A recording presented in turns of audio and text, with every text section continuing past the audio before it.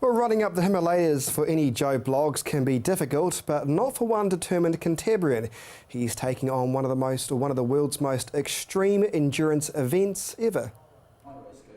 He's a man on a mission and he's set to head to the world's most extreme marathon in the world.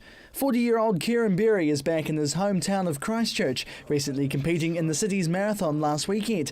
But he's got another race up his sleeve, something he says will be a challenge. It's the highest ultramarathon in the world, dubbed the insanest and craziest race in the world, and the toughest against all environmental conditions. Currently living in Adelaide, Berry is taking on the La Ultra Marathon in the Himalayas, labelled as the Near Impossible Endurance Challenge.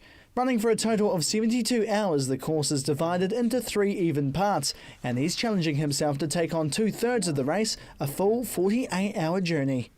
If I was to say to you I'm going to run 222k in 48 hours at temperatures of minus 10 to 40 degrees, with 40% less oxygen than on sea level, it is crazy. He's competed in a number of events over the years, some here and overseas. He took part in New Zealand's Coast to Coast a number of years ago and finished. He took on the Blue Mountains 100k challenge in Australia and finished. And now he's determined to do the same this time round also. Not finishing this is not a question. I will finish. The only thing that will stop me will be the doctors there and altitude sickness. He has to face the extreme elements, high temperatures and reaching altitudes of around 18,000 feet. But he's prepared. He's got all the gizmos and gadgets to keep him on track, and he practices with this mask and gets quite a number of reactions on the street. However, he says it's all practice for the big day. It is hard to breathe at the beginning.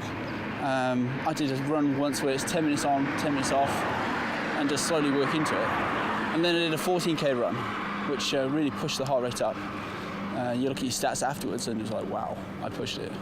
From one extreme to another, Barry is an IT specialist by day, helping people with their computering problems. He even worked for the Canterbury police in the recently imploded Hereford Street building. So I did a stint there with the old police, which was amazing, and 3 hours before it blew up I took photographs of it, and it was amazing to see it go up, but it's part of Christchurch. It's slowly coming down, and I'm hoping that it will slowly come back up.